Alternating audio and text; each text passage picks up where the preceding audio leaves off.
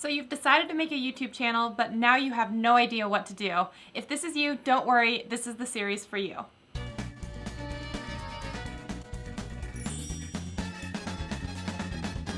Hey everyone, I'm Shelly. I'm YouTube certified in channel growth and content strategy. I'm here to make YouTube a little less scary and to help you create content so you can share what you love with the world. If that sounds good to you, consider subscribing.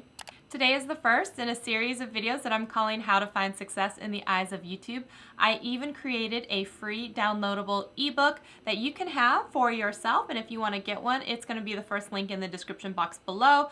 Go check this out and you can follow along with all of the videos in this series and get additional information. So I hope you guys go check it out. It is free and I've created it just for you to get started on YouTube. Step one in my process is called strategize. So what do I mean by that? First of all, when you think about YouTube, it's categorized into 3 sections. The first one is going to be help content, and it's going to be usually like educational in nature, right? The second one is going to be hero content, and these are flashier, bigger productions, usually take a little bit more time, and they're, sometimes around tentpole events such as like a release of something like a movie or a trailer, something like that. And then the last is hub content, which is more entertainment. It's about community building, all of that stuff. So most of the videos that are on YouTube are going to fall into one of these types of buckets. So if you think about this for a second, where will your videos fit into one of these 3 categories? I know a lot of people want to start off as a vlogger, and if you're using vlogging as a way to document your day,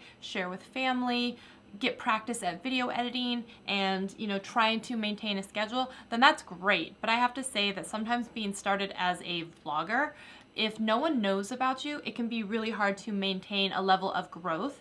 It sometimes would be a lot easier for you to go in niche down and find something that you're really crazy, stupid, excited about, and then share that with the world. So if that's Harry Potter, if that's Game of Thrones, if that is coding, whatever it is, and you can talk to it well, maybe you want to pick something like that, because a lot of the time, if you don't have something that you're truly passionate about and that you truly know about, you're going to fizzle out pretty fast if you're just trying to get this viral video. And that's the whole thing, is if you have a viral video and then people come to your channel and you have nothing else of substance there for them, it doesn't mean they're going to stay and subscribe. So keep that in mind. So what kind of video should be your first video? If you think about it, everything that you're surrounded with every day could be a video. It could be the cell phone that's in your pocket, it could be the computer programs that you're using, it could be where you work or what you work on, it could be just what your hobby is, it could be an unboxing. So if you need ideas about videos, just start to think, what is something that I can talk to someone about forever? I never seem to get bored of it. It could be soccer, football, golfing, baseball, whatever it is. If there's something that you just get really excited to talk about all the time, that might be a good indicator for you that that would be a great video idea. And one thing I will say is that sometimes the variety channels that are out there have a harder time growing. I know that I sure did when I started. I was a variety channel. I was trying to do life hacks and tech tips and beauty videos, and it just wasn't working because people were really confused. Making variety content can be really difficult to grow, because if you went to a meetup group that was around Dungeons and Dragons, then the next time you showed up with that Dungeons and Dragons group and you started talking about makeup, all of a sudden there's a disconnect and people are like, whoa, I didn't think that's what your videos were about, which makes them more reluctant to want to click into them. So just keep in mind that if you want to be a variety channel, that you may have big ebbs and flows of when people are looking at your videos. So you may have one topic that people really are excited about. You could get 1,000 views. You could have another that no one's interested in and you get 10 views. So if it's for yourself, then that's one thing. But if you're trying to do it to reach more people and, gain subscribers and build influence and, perhaps project your business forward, then you're probably going to need to stick to the thing you're most excited about and really kind of stick to those videos or things that pertain to that video.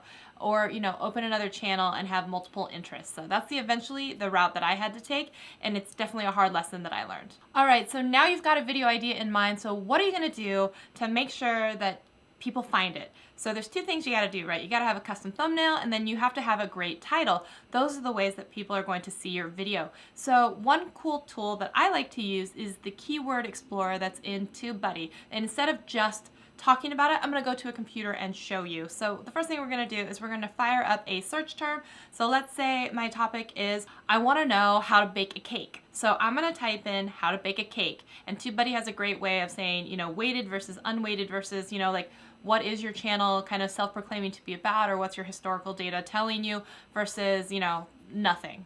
So think incognito search versus regular, right? So you're going to go in there and you're going to type in the phrase how to bake a cake. So you're going to say, for someone like me, this is something that is probably not the best to make a video on because of the fact that there is a lot of search volume for it, and I'm going to have a really hard time as a very small channel being able to rank for something like this. Ranking means that on the, you know, when you put in a term in the search bar of YouTube, and think that YouTube is the second largest search engine that there is, only behind Google, which owns YouTube.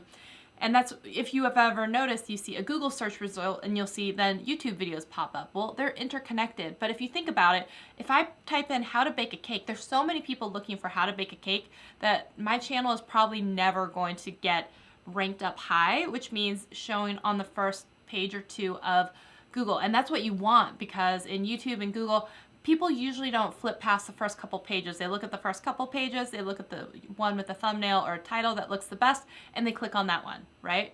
So sometimes you're gonna have to go and try and find things that are a little bit easier to rank for. So instead of just how to bake a cake, maybe it's how to bake a carrot cake, right? Or let's see how that changes the score. Or if it's how to bake a gluten-free carrot cake. You see where I'm going with this? A lot of the questions now are becoming more pointed, and for something like that, now I'm going to be able to see there's fewer searches for something like this, and I might have a better chance of ranking my video in the higher, you know, 1 or 2 pages than if I just did how to bake a cake. So that's how you use the Keyword Explorer. So take a look at that, and then down here on the right hand side, it's going to show you some different terms that would actually pop up when people are searching for the term that you put in. So this can be a really good idea when it comes to, you know, what other keywords can I put in, what other like phrases are people searching for, and you can start to tweak and play with that, so that will help you with your search as well. And if you don't know the tool I'm referring to, this is TubeBuddy, and TubeBuddy is a free Chrome extension. You can also use it in Firefox, and it's going to give you a whole bunch of cool tools within YouTube to make your life a lot easier and more efficient. I definitely have been with them for a couple years. I love them so much. If you guys want to try it out, you can go to the link in the description box to try them out for free. And if you ever decide that you want to go to a paid level of service, you can use a code and get 20% off for as long as you want to stay with them. You can use Shelly's Buddy.